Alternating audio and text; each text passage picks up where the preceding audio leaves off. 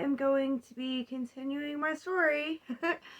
Okay, so I was talking about my hoe phase, and I'm not proud of this phase in my life. I never really wanted to be a hoe.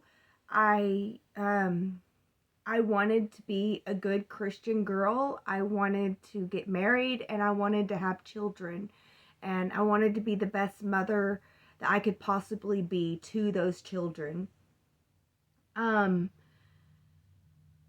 but the way things worked out crazily, I ended up being, I ended up not caring. By the time I had my baby girl, I didn't care anymore. I didn't care about Christianity or anything. My mother was the one who helped me have my baby. She helped me be able to take care of my baby. She was the one that was there for me, and her house it felt like freedom.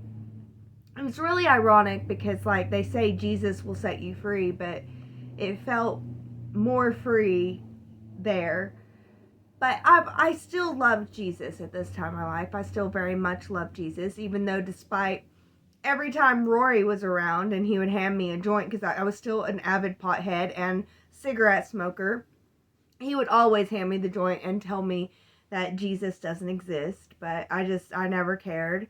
I do have a place in my heart for Jesus, and I just always will. My childhood self, she loves Jesus. Jesus was a big part of her life, and I just will always love Jesus. But I don't really like Christianity. And at this time in my life, I began to split away from it slowly, very slowly. I just, I was focused on my baby girl, and then I was focused on myself, working and doing what I could and focused on the future. And I ended up, I went on this date with this one guy, and I ended up having sex with him, and I don't regret it.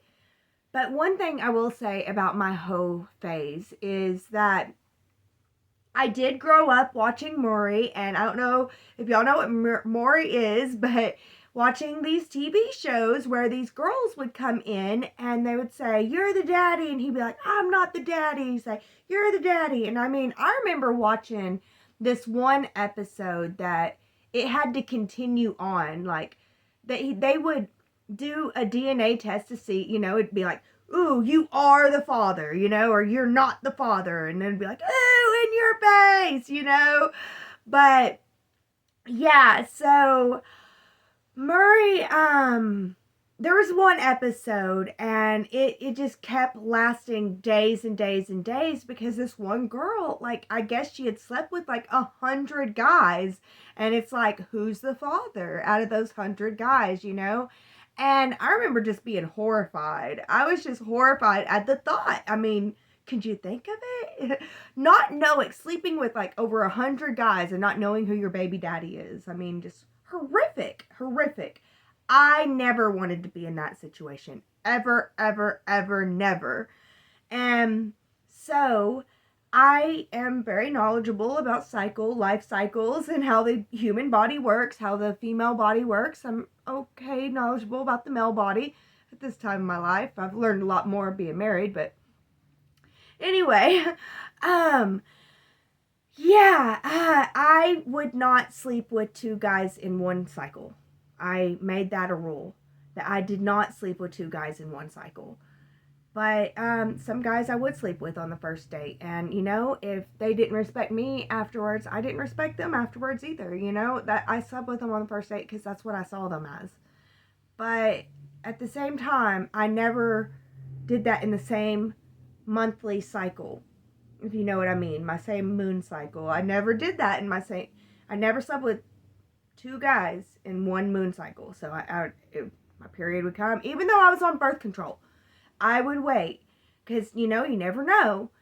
And I would wait, yeah. And so, yeah, I was with a couple guys during this time. It was like a time period of 6 months to a year, about 9 months. And, you know, because like I said, I had my baby girl and I had stitches. I had to heal for the first 5 months of her life. But then she's a year now, and we're coming up on her second birthday, right? Yeah, she just had her year birthday. So, yeah, she just turned a year, and it was just a couple months, you know, like good 6 months. But I slept with 4 or 5 guys, I think. I don't know. I call it my hoe phase. And oh my goodness, on the last video, I described to you about how in March, this was now March, I was going to college, and I wasn't doing very good in college at all. And um, I saw Mark at a party. You know, Mark and Brianna were always fighting. They were on again, off again. And Brianna is a really good friend. She's really awesome, and I shouldn't have done it, but I ended up sleeping with Mark at the party, and this was the beginning of March, right before spring break. And I just got off my period, and so I slept with Mark. And so him and Brianna end up getting back together. I'm hanging out with them, and lo and behold, Zach calls, and Zach wants to get together with me. And so I was like, okay. And so I go to Spring City where Zach was, and he didn't show up. So, oh well, he didn't show up. And so I went to my brother's house, who, you know, he had his girl, and they had their friends, and we ended up partying pretty hard, having a blast. And you know, my baby, she's over a year old now. I don't breastfeed her no more. And so I got to participate a little bit. And Zach wakes me up at 7 o'clock in the morning. And we go to his aunt and uncle's house. And they have a child about my daughter's age. But my daughter, she was, you know, she was up all night with us. And she wanted to sleep. And, you know, I think other babies would still be up. But my girl was a sleeper. But and Zach was talking about how even though she's not his, he'd be willing to be a family with me. And it was just like, what are you saying? Like, I'm not sure I want to be a family with you. And he was like, oh well, yeah, you do. And he's like, look, I do want to be a family, and I want to get a DNA test. Will you go with me and take her to get a DNA test? I was like, yeah, let's do this. And so he's like, okay. So, he said he had an appointment Monday morning. And so we went to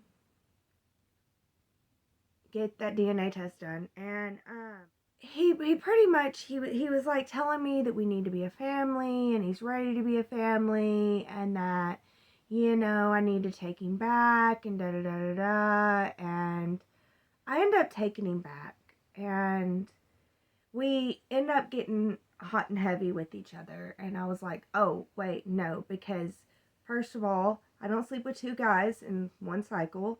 I'm still in that cycle.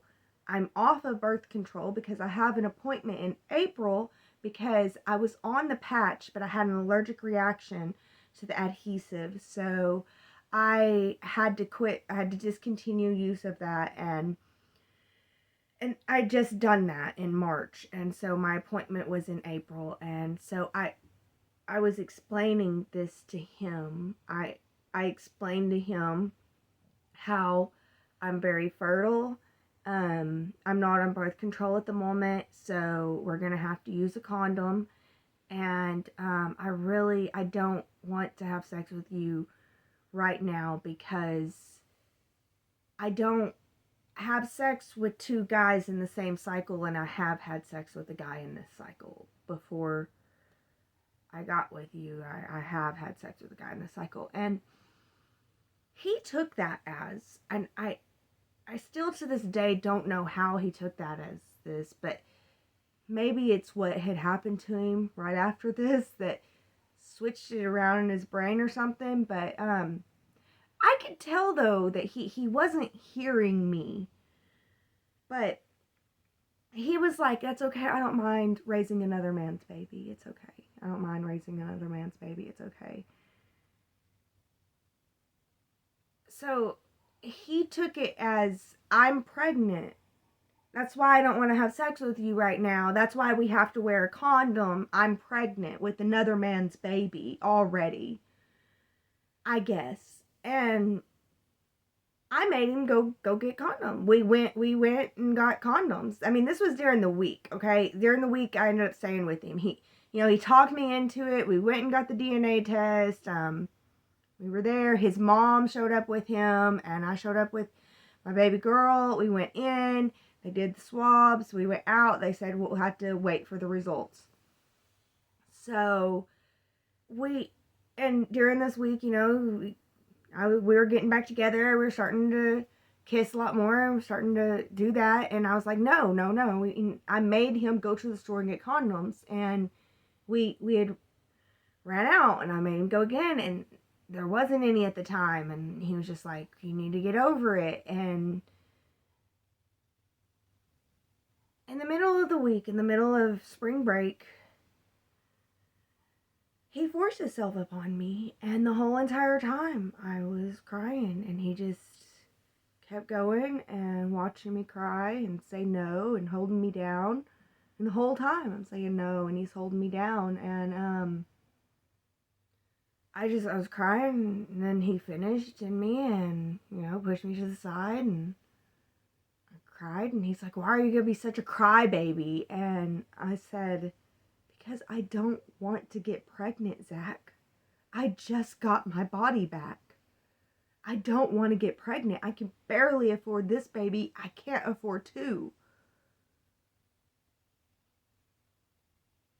And he was like, whatever. And I remember it was at nighttime. It was like 10 o'clock at night. And I went and cleaned myself up and went outside on the porch and just cried. I had to go back to school, and I just knew it. I knew that I was pregnant. I knew that I was pregnant. Because it was right at the right time in my cycle and everything. So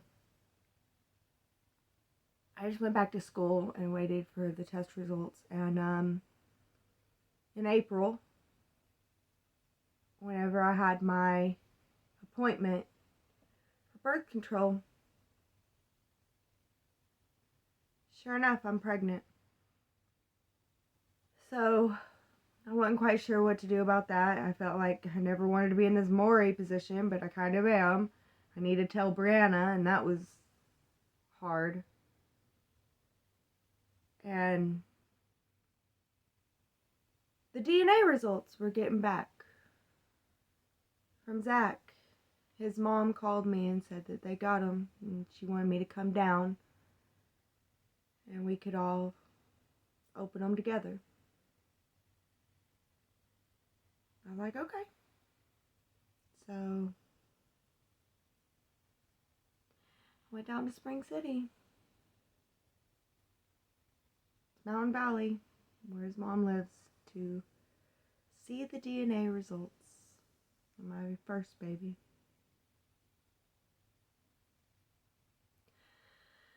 Alright guys, thank you so much for listening to my story so far. It's not the best story, but it's my story, and I'm still very grateful for my story. Thank you so much for watching this far. Thank you for making it to the end. You mean the world to me. Truly you do.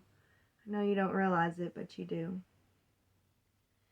Anyways, thank you so much for watching, and as always, be blessed with love.